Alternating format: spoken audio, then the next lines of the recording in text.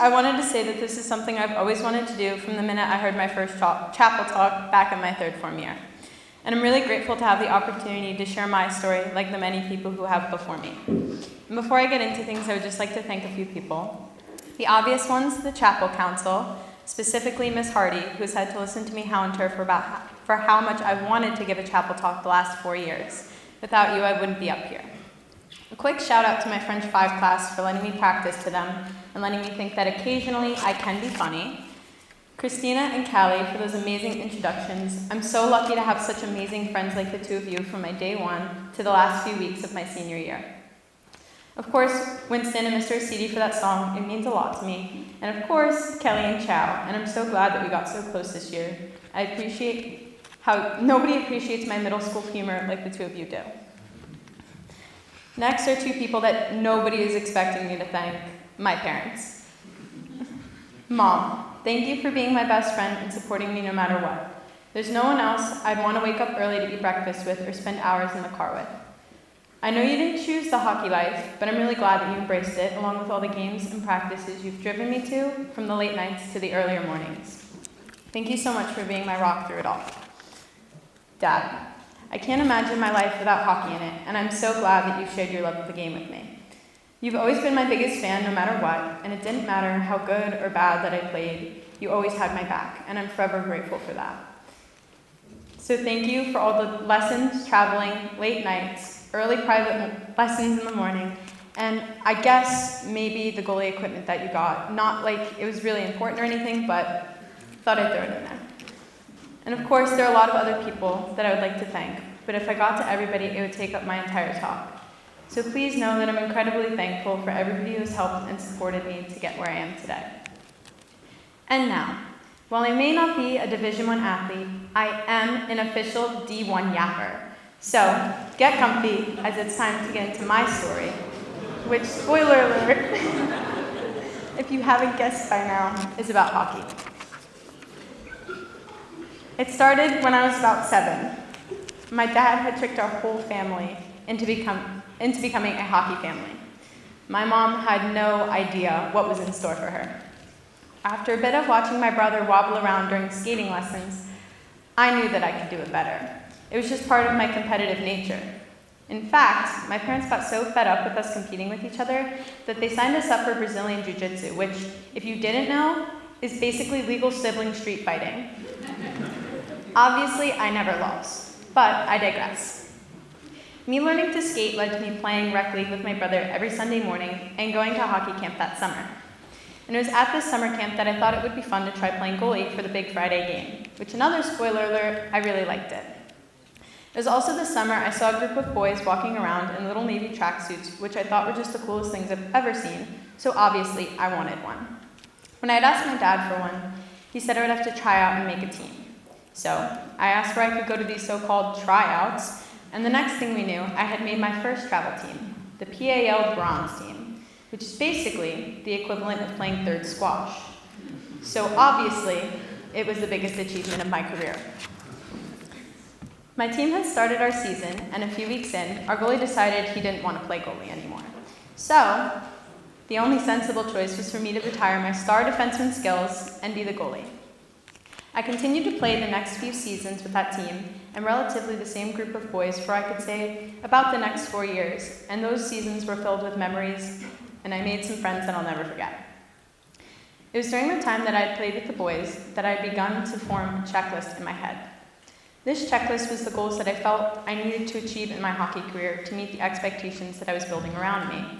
And in my head, I had to complete this checklist, or I wasn't meeting everyone else's expectations of me, which meant that I was a failure. The checklist seemed simple. Go to prep school, go play Division I hockey, go win the Olympics. Seems easy enough, right? Well, while 12-year-old me felt like athletically I was on track, things started to change for me off the ice. It was around this time when the boys on my team started to realize that I had something that they didn't. Boobs. And suddenly, I was just a name on the roster and not a part of the team. I didn't want to admit it to myself, but I was losing my love for the game. I started not wanting to go to practices anymore because it felt like a job, and I only liked going to the games that I played because at least if I was going to be alone, I was alone in the net. And if I made a good save or I had a good game, then I was acknowledged by my teammates, and I had a purpose on the team. So it felt like, even if it was only for a second, I was part of my team again. And that's how it went for the next few years until my first freshman year, when I finally decided it was time to switch to girls. Not necessarily for the skill, but in hopes to make the game fun again, and that's exactly what happened.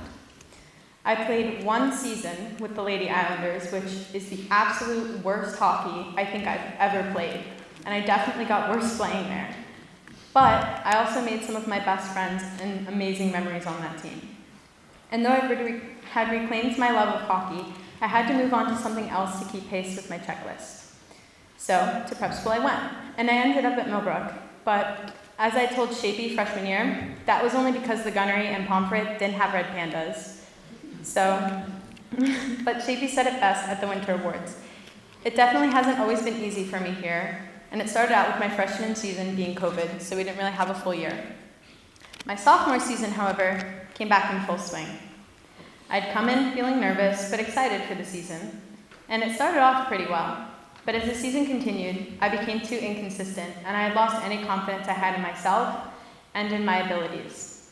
I wasn't starting much, and even when I did, I was so nervous to mess up that I was never playing like I really could. I felt stuck in a rut, like there was nothing I can do to fix this. It wasn't like I didn't know the mechanics, I just wasn't doing them. But slowly, how I felt about my playing on the ice began to seep into how I felt about myself off of the ice. This was because I had the mindset that hockey was my life. I didn't know who I was without it, which seems crazy because I did a lot of other things, but in my head, hockey was the only thing that made up who I was. But that spring and summer, I was determined I had to work hard and have a better junior season. I didn't want to feel that way about myself again. I wanted to feel like I had purpose on my team. I wanted to feel like I was living up to the expectations that I had set for myself. And so that spring, I had made my club team, the Mid-Fairfield Stars, and that spring and summer, I worked. I had countless private lessons and workouts on weekdays, followed by a camp, showcase, or tournament on the weekends. This was also the summer that college had started coming into the picture, which, going back to my checklist, meant going D1. After all, I was surrounded by parents and coaches raving that I was bound to go D1, so it fed into the idea that I had to, or I was just going to fall short of those expectations that I had set for myself. I was emailing D1 coaches and sending my schedules, hoping to get a response, and out of all of those emails, I got one response, and to cut it short, it didn't really work out. It was my goalie coach who broke the news to me that most of the schools that I was interested in recruit their goalies a few years out in advance, and that I should look into going D3. At first, I wasn't really on board until I started to realize that maybe he was right, and that may be because of the fact that most D1 goalies stand at least 5'8" off of their skates. And I'm sure this is going to shock a lot of people in the room, but I'm 5'2" and a half. Unless you look at my stats, then I'm 5'3". But then comes my junior season. And at this point, I've been playing consistently solid all summer, and I felt ready for this season. The only thing I see now about my mindset then was that I felt that I needed to be perfect. I couldn't mess up or I was going to get taken out. Like I had to prove that I was better now. All of that hard work had to show for something. And so, my first game that season against Portledge, when I got scored on in the second period, I couldn't breathe. Looking back at it, it wasn't a bad goal or anything, but all I could remember thinking was that I just messed up. I was letting everybody else down. I was no better than I was before. I remember panicking and saying that I was just going to get pulled. I remember thinking that I hated this sport, and I hated how it made me feel. We had won that game, but I had left feeling like I had lost, and the rest of that season was a mental battle, but instead of completely unraveling like the last seasons, I had newfound ways to help reset myself. I had new people to talk to, and I started to learn that I'm not just hockey. I love to sing, I love creating things in ceramics, giving tours to new families, teaching others to perform. Even working in the tech booth has taught me that hockey is not my life, it's only a part of it. And slowly, the more that I realized that, the better it got. I had my ups and downs, but I learned a lot that season, and I grew a lot from it. Regionals and nationals came around with my club team, and that's when I think everything truly clicked for me. I hadn't genuinely enjoyed playing that much in a long time. And this is not to say that I don't absolutely adore my team here, but what I am saying is it made me feel like I did back as a kid when people would have to drag me off the ice because I refused to get off.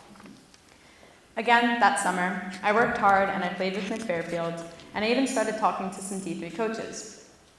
And came into my senior season feeling really ready to go. But as the season got closer, this pit in my stomach began to form.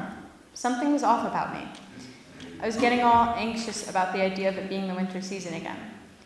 Part of me felt like it was going to take away from the confidence that I was feeling, and I wasn't ready to give that up.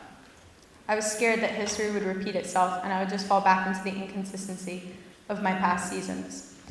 I was a mess until I went on for my first practice, and after that, I was reminded that I was good. I didn't have to worry about messing up. I couldn't focus on being perfect. I just had to play my game and block everything else out. At this point, I'd begun to break apart my checklist, and I knew I wasn't going to D1. And by the end of my hockey season, my D3 schools weren't working out either. But I realized the world wasn't gonna end just because I wasn't going to play at some D1 school or a NESCAP. I actually even started looking into schools without hockey in mind. But because I finally started dismantling my expectations of myself, I didn't have as much internal pressure because I felt like I had nothing to lose. With that mindset going into the season, I played the best that I ever had at Millbrook. And looking back at the season, it was the most fun I've ever had playing here. And along the way, I did find a school where I'm going to go continue to play hockey, along with field hockey, which is something I never thought I would say. Now, is this anything like I thought I was going to do when I was 12? No. And I think if you told freshman year me how everything had turned out, I don't think she would believe a word you were saying. But am I happy with how everything turned out? Absolutely. I wouldn't change a thing. And now that I've talked all of your ears off for this long, I just want to end with a few quick things. Don't hold yourself to the expectations that you set as unrealistic goals. And especially, don't let those goals affect you or your self-worth when you don't meet them in the ways that you think you should. Second, don't just be one thing. Expand who you are and try new things. You never know when you'll be surprised by something new. You might even find a new hidden talent or passion. Third, things will work out how they're meant to be.